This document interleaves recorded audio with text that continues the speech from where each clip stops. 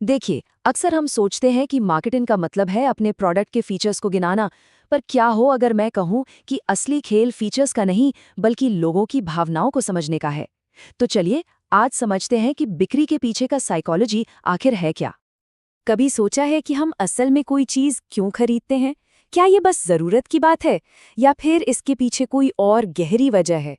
यकीन मानिए, इस एक सवाल का जवाब किसी भी मार्केटिंग स्ट्रैटेजी को पूरी तरह से बदल सकता है। और इसका जवाब आपको हैरान कर सकता है। हमारे खरीदने के जो ज्यादातर फैसले होते हैं, लगभग 90% वो लॉजिक से नहीं, बल्कि हमारी भावनाओं, हमारे इमोशन से लिए जाते हैं। जी हाँ, 90%।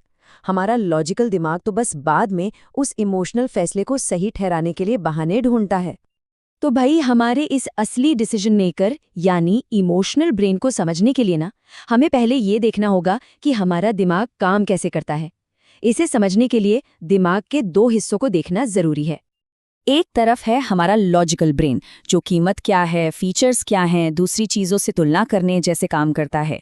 और दूसरी तरफ है हमारा इमोशनल ब्रेन, जो डर, इच्छा, स्टेटस और सुरक्षा जैसी गहरी भावनाओं से चलता है। और जैसा कि अभी हमने देखा, 90% फैसले तो यही इमोशनल ब्रेन ही लेता है। और ये बात ना, इस एक कोट में बहुत ही बढ़िया तरीके से समझाई गई है। हम प्रोडक्ट्स नहीं खरीदते, हम भावनाएं, समाधान और भरोसा खरीदते हैं। सोचकर देखिए, जब कोई कार खरीदता है तो वो सिर्फ एक मशीन नहीं खरीद रहा, वो असल में आज़ादी, स्टेटस और सुरक्षा का एहसास खरीद रहा होता है। तो सवाल ये है कि इस इमोशनल ब्रेन तक पहुंचें कैसे? यहीं पर काम आते हैं 4 इमोशनल ट्रिगर्स। ये वो मनोवैज्ञानिक लीवर्स हैं जो लोगों को एक्शन लेने के लिए मजबूर कर देते हैं। तो ये है वो 4 मेन बाइंग ट्रिगर्स। पहला, पेन, यानी कोई मौजूदा समस्या। दूसरा, डिजायर, यानी भविष्य में कुछ पाने की चाहत। तीसरा, फोमो, यानी फियर ऑफ मिसिंग आउट, कुछ खो देने का डर। और चौथा, ट्रस्ट, यानी भरोसा, जो इन सब की नींव है। चलिए इनको एक एक करके समझते हैं। देखिए, पेन या दर्द किसी को उसकी मौजूदा प्रॉब्लम से दूर धकेलता है। जैसे, यार लीड्स ही नहीं आ रही। ये आपको तुरंत समाधान खोजने पर मजबूर करता है। दूसरी तरफ है डिजायर या इच्छा, जो किसी को भविष्य के एक बेहतर सपने की तरफ खींचती है। जैसे, मुझे फाइनेंशियल फ्रीडम चाहिए। फिर आता है फोमो, जो डिसीजन लेने की स्पीड को एकदम से बढ़ा देता है। जैसे, ऑफर बस आज रात 12 बजे तक है। लेकिन याद रखिए, कोई भी फैसला तभी लिया जाएगा जब वहां ट्रस्ट यानी भरोसा होगा। कस्टमर रिव्यूज और टेस्टिमोनियल इसी भरोसे को बनाने का काम करते हैं। और ये मार्केटिंग का एक गोल्डन रूल है, इसे गांठ बांध लीजिए। बिना भरोसे के कोई बिक्री नहीं होते। आप दुनिया का सबसे अच्छा प्रोडक्ट बना लीजिए, लेकिन अगर लोग आप पर भरोसा नहीं करते तो वो कभी नहीं खरीदेंगे। तो ठीक है, क्यों तो समझ आ गया। अब बात करते हैं कैसे की। यहाँ 2 बहुत ही पावरफुल फ्रेमवर्क्स हैं जिन्हें आप अपनी मार्केटिंग में आज से ही इस्तेमाल करना शुरू कर सकते हैं। पहला है क्लासिक AIDA मॉडल। सबसे पहले ए यानी अटेंशन, किसी भी तरह उनका ध्यान अपनी ओर खींचना। फिर आई यानी इंटरेस्ट, उनके अंदर जिज्ञासा पैदा करना। इसके बाद डी यानी डिजायर, उस चीज को पाने की एक जबरदस्त इच्छा जगाना। और आखिर में ए यानी एक्शन, उन्हें साफ साफ बताना कि अगला कदम क्या है, अभी खरीदें या साइन अप करें। और दूसरा फ्रेमवर्क जो कॉपीराइटिंग के लिए तो कमाल का है, वो है PAS फॉर्मूला। P से प्रॉब्लम, पहले उनकी समस्या बताइए। फिर A से एजिटेशन, उस समस्या को और कुरेदिए, उसे और बड़ा दिखाइए। और फिर आखिर में S से सॉल्यूशन, अपने प्रोडक्ट या सर्विस को उस समस्या के हल के तौर पर पेश कीजिए। ये एक बेहद असरदार तरीका है। चलिए अब बात करते हैं सबसे सबसे जरूरी चीज की, पहले 3 सेकंड। आज की इस तेज तरार दुनिया में अगर आप किसी का ध्यान पहले 3 सेकंड में नहीं खींच पाए ना, तो आप उसे हमेशा के लिए खो देंगे। और यहीं पर काम आता है हुक। तो ये हुक आखिर है क्या? सीधी सी बात है, ये एक छोटा लेकिन बहुत पावरफुल स्टेटमेंट है जो सिर्फ और सिर्फ पहले 3 सेकंड में ध्यान खींचने के लिए बनाया जाता है। इसे अपने मैसेज का दरवाजा समझिए। अगर हुक दमदार नहीं है तो कोई अंदर झांकेगा भी नहीं।